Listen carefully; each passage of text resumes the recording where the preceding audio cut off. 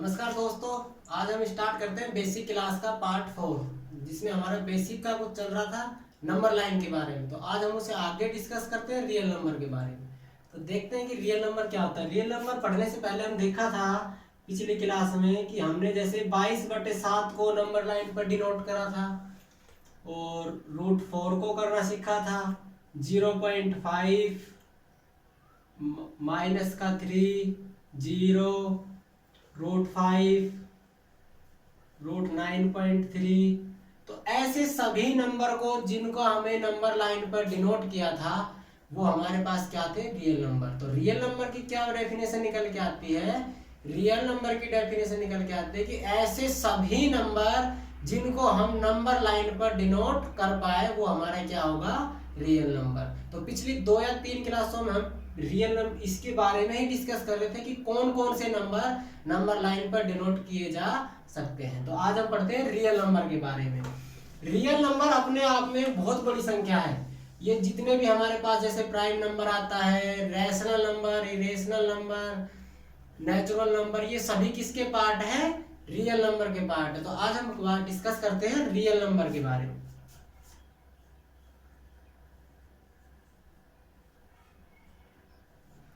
Real number क्या होता है? तो रियल नंबर होता है the number that can be represented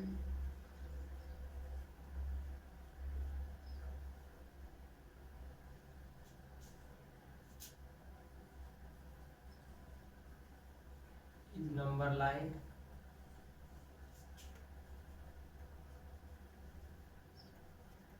is called, देखो क्या है कि the number that can be represented in number line is called real number.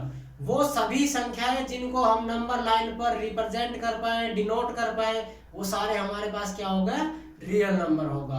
और ऐसे नंबर जिनको हम नंबर लाइन पर डिनोट नहीं कर सकते वो हमारा क्या होगा, वो हमारा होगा काल्पनिक नंबर यानी इमेजिनरी नंबर। तो अब हम इसके पार्ट के बारे में डिसाइड करते हैं। आज हम डिस्कस करेंगे डेसिमल के बारे में।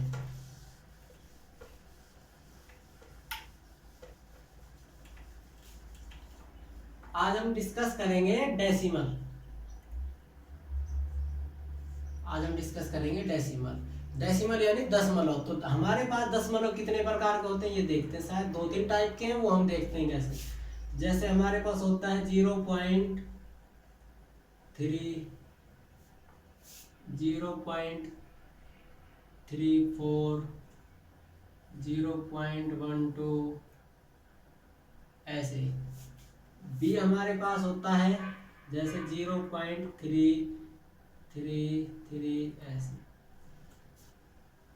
0.343434, ऐसे ऐसे इस टाइप। 0.10013258 ऐसे ऐसे कुछ इस टाइप के हमारे पास डेसिमल्स होते हैं। आज हम देखते हैं इसको। देखिए पहला टाइप हमारे पास क्या है कि किसी भी फाइनाइट पॉइंट के बाद यानी निश्चित पॉइंट के बाद नंबर हमारा क्या हो रहा है, हमारा दशमलव रुक रहा है। इसका मतलब क्या हुआ कि किसी भी फाइनाइट मतलब किसी निश्चित पॉइंट के बाद हमारा दशमलव रुक गया, तो ऐसे को हम क्या बोलेंगे, टर्मिनेटिंग पॉइंट। टर्मिनेटिंग डेसिमल क्या बोलेंगे, टर्मिनेटिंग डेसिमल। देखो इसमें भी जैसे 2 पॉइंट के बाद रुक गया, इसमें भी रुक गया।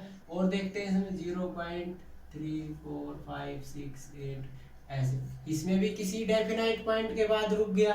तो ऐसे को हम क्या बोलेंगे, टर्मिनेटिंग डेसिमल। आगे डिस्कस करते हैं। जैसे ये अगर ऐसा कहीं पे भी लिखा आ रहा है तो इसका मतलब होता है कि जैसे ये देखो संख्या बार बार रिपीट हो रही है हमारे पास और एक ही नंबर रिपीट हो रहा है, तो ऐसी संख्या को हम लिख लेते हैं ऐसे कि जो नंबर रिपीट हो रहा है उसके ऊपर बार लगा देंगे। इस संख्या को, इसको हम इस प्रकार भी लिख सकते हैं ऐसे। इसको देखो, इसको कैसे लिख सकते हैं, इसमें रिपीट हो रहा है 3 4, क्या हो रहा है, रिपीट 3 4, तो 3 4 के ऊपर बार लगा दिया। तो ऐसी संख्या को हम बोलेंगे, ऐसी संख्या को हम बोलेंगे नॉन टर्मिनेटिंग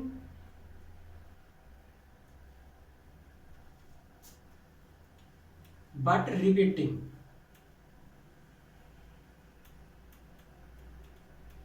क्या हुआ कि non terminating but repeating, terminate नहीं हो रहा है लेकिन बार बार संख्या हमारी क्या हो रही है, रिपीट हो रही है, लेकिन non terminating but repeating. Third type बच गया, देखो इसमें ना तो हमारे पास कोई संख्या रिपीट हो रहा है और ना ही कोई संख्या हमारे पास इसमें टर्मिनेट हो रहा है किसी निश्चित पॉइंट के बाद। तो ऐसी संख्या को हम क्या बोलेंगे, नॉन टर्मिनेटिंग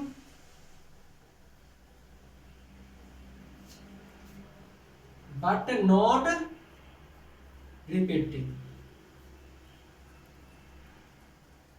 ऐसी को क्या बोलेंगे, नॉन टर्मिनेटिंग बट रिपीटिंग। तो अब हम डिस्कस करते हैं कि क्या इन संख्या को हम फ्रैक्शन के रूप में भी लिख सकते हैं, क्या हम इनको फ्रैक्शन के रूप में भी लिख सकते हैं। तो आज हम डिस्कस करते हैं कि इनको फ्रैक्शन के रूप में कैसे लिख सकते हैं, देखते हैं।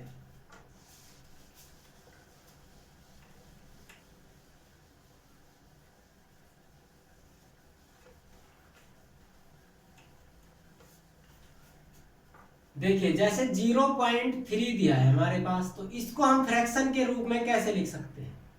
देखो फ्रैक्शन के रूप में लिखने के लिए हमें देखना पड़ेगा कि ये जो डेसिमल लग रहा है ये कितने पॉइंट के बाद लग रहा है, कि जितने पॉइंट के बाद डेसिमल लग रहा है उसको हम नीचे कर देंगे, ये हो गया हमारे फ्रैक्शन के रूप में।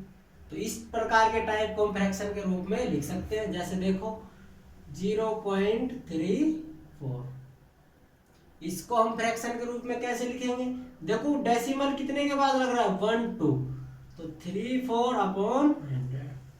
किसी भी निश्चित पॉइंट के बाद डेसिमल लग रहा है तो उसको हम फ्रैक्शन के रूप में लिख सकते हैं। जैसे और देखते हैं 0.3456, इसको कैसे लिख सकते हैं, इसको लिख देंगे 1 2 3 4, तो कितने के बाद डेसिमल लग रहा है, 4 पॉइंट के बाद। इसको भी हमने डेसिमल के रूप में तोड़ के इसको किस में लिख लिया, फ्रैक्शन के रूप में। तो क्या हुआ कि टर्मिनेटिंग जो डेसिमल है उसको हम फ्रैक्शन के रूप में इजी लिख सकते हैं। उसको कैसे लिख सकते हैं, जैसे इसमें मान लेते हैं हमारे पास ये दे रखा है, इसको हम डेसिमल के रूप में कैसे लिखेंगे, इसको भी लिख सकते हैं। देखो इसको मैं ऐसे नहीं लिख सकता, 5 जमा 0.3, ये क्या हो गया हमारे पास, ये डेसिमल के रूप में। देखिए करके देख लीजिए चेक, 5 0.3 जोड़ करके देखो क्या आया, 5.3 आया ना। तो इसको हम क्या कर सकते हैं, डेसिमल के रूप में लिख सकते हैं। इसको और आगे कर सकते हैं, कैसे करेंगे आगे, देखो 5 जमा 3, जैसे ये किया था 3/100, तो इसको ऐसे भी कर सकते हैं, 10 × 5 50 + 3, तो 50/3। देखो आगे, तो इस प्रकार के नंबर को हम डेसिमल को फ्रैक्शन के रूप में इजी लिख सकते हैं। कौन से वाले को, टर्मिनेटिंग डेसिमल को। अब आगे डिस्कस करते हैं नॉन टर्मिनेटिंग।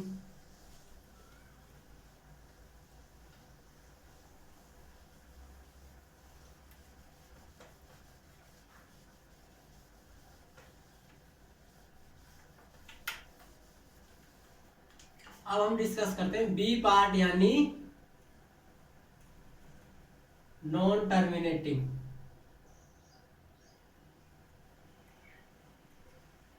But repeating.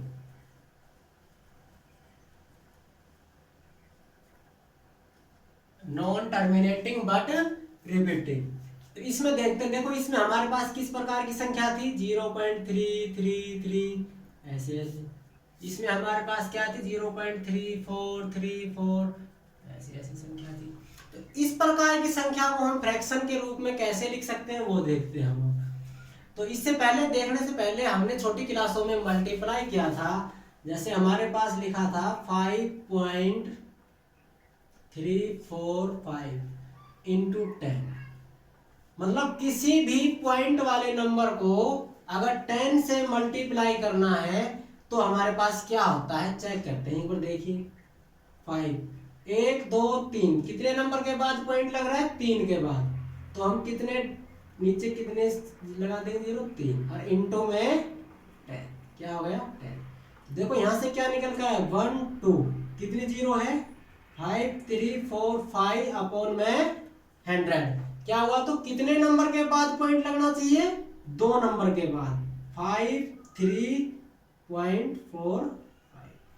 अब देखो इससे क्या निकल के आया कि पहले हमारा पॉइंट यहाँ पे था 1 2 3 पॉइंट के बाद, लेकिन जब 10 से मल्टीप्लाई कर रहे हैं तो हमारा ये जो डेसिमल है 1 पॉइंट सरक के कहाँ हो गया? 1 पॉइंट आगे की तरफ सरक गया। तो यहाँ से निकल के आ रहा है कि जब भी किसी को 10 से करेंगे, जितनी उसके पास जीरो होगी उतने ही डेसिमल हमारा आगे सरक जाएगा। जैसे देखते हैं 2.349 इंटू 100, तो इसमें डेसिमल कहाँ सरक जाएगा? देखो 2 जीरो है इसमें, तो डेसिमल सरक जाएगा 2 पॉइंट के बाद। तो यहाँ से हमारा आ जाएगा 234.9, ये निकल के आ जाएगा हमारे पास। क्या आ जाएगा? ये निकल के आ जाएगा। तो अब इस संख्या को हम फ्रैक्शन के रूप में लिखते हैं कि इस संख्या को फ्रैक्शन के रूप में कैसे लिखते हैं। तो देखते हैं अब इसको हम।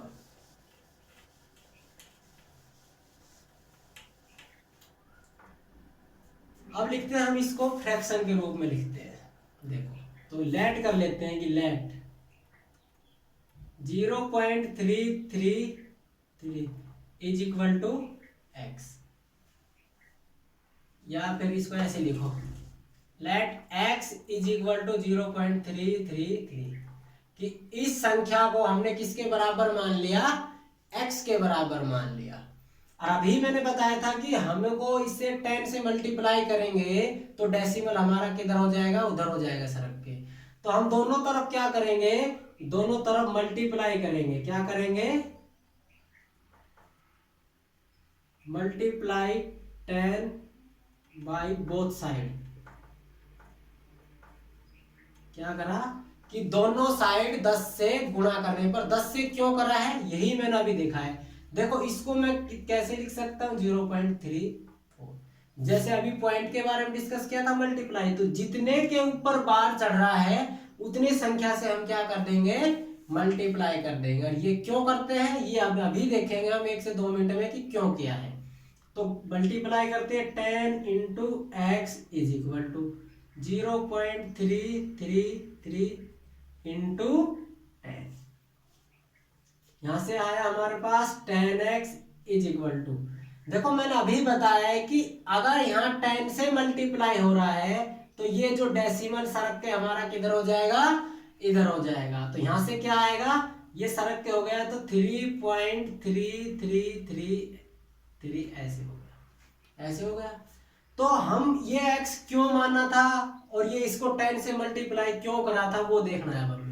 क्योंकि हमने इसलिए इसको x माना था कि यहां से हम कुछ ना कुछ जोड़ करके घटा करके हम इसको इस प्रकार की संख्या के रूप में ला सके। तो देखो इसको क्या हम इस प्रकार लिख सकते हैं? देखो लिख सकते हैं इसको हम, यहाँ देखिए 03.000 और इसमें मैं जोड़ दूं यहां से कि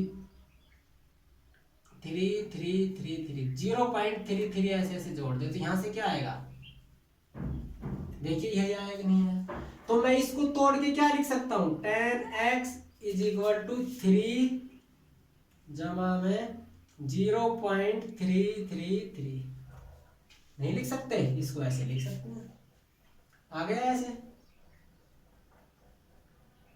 33। देखो अब हमने इस संख्या के ऊपर क्या मान रखा है? x मान रखा है। तो हम इसकी जगह x पुट कर सकते हैं? नहीं कर सकते। तो यहां से x पुट कर देंगे 10x is equal to 3 plus x। क्या हो गया? 3 प्लस x, क्योंकि ये हमने ऊपर क्या माना था? x माना था। तो अब इस x को इधर ले आएंगे 10x minus x is equal to 3 और 9x इज इक्वल टू 3 और x इज इक्वल टू क्या हो जाएगा? 3/9, यानी 3 एकम 3 3 3 जा 9। x इज इक्वल टू क्या आया? 1/3। यहां से क्या है हमारे पास निकल के x की वैल्यू क्या आई? 1/3। देखो इसका क्या मतलब हुआ कि ऐसी संख्या इस संख्या को हम इस प्रकार भी लिख सकते हैं और इस संख्या को हम फ्रैक्शन के रूप में 1/3 भी लिख सकते हैं। इसका यही मतलब है। तो इस प्रकार की संख्या को भी हम क्या लिख सकते हैं, फ्रैक्शन के रूप में लिख सकते हैं। तो 1 मिनट 10 सेकंड के लिए देखिए, फिर इससे आगे समझाते हैं। 2 पॉइंट के बाद आएगा तो क्या होगा।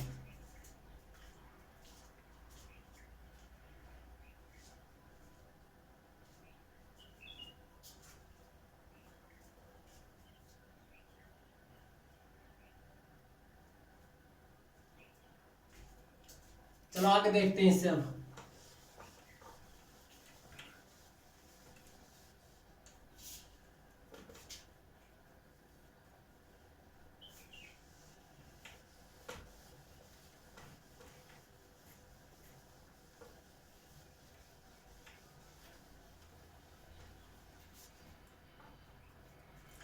अब देखते हैं कि जैसे आ गए हमारे पास 0.343434 ऐसे ऐसे चल रहा है। तो इसको हम फ्रैक्शन के रूप में कैसे लिखेंगे देखते हैं। सबसे पहले तो हम इसको कैसे लिख सकते हैं, 0.34 कैसे लिख सकते हैं, ऐसे।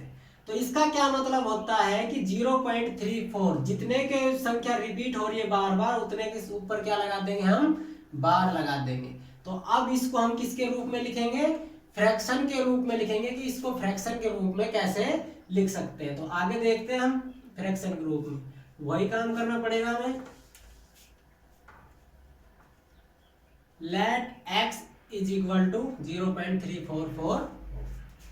अब मैंने अभी बताया था कि जितनी संख्या हमारे पास रिपीट हो रही है उतनी संख्या से हम दोनों तरफ क्या कर देंगे, मल्टीप्लाई कर देंगे। तो दोनों तरफ मल्टीप्लाई करने पर मल्टीप्लाई बाय 100 बोथ साइड, यानी दोनों तरफ 100 से गुणा करने पर। तो यहाँ पे क्या कर देंगे हम 100 इंटू एक्स, और यहाँ क्या कर देंगे 100 इंटू 0.3434 ऐसे कर देंगे। इधर क्या कर देंगे हम दोनों तरफ 100 से मल्टीप्लाई करने पर। यहाँ से हमारे पास क्या आ गया 100x। अभी देखो बताया कि जब यहाँ 2 डिजिट 100 से मल्टीप्लाई हो रहा है तो ये हमारा डेसिमल सरक के कहाँ हो जाएगा, यहाँ हो जाएगा। डेसिमल सरक के क्या हो जाएगा हमारा, यहाँ।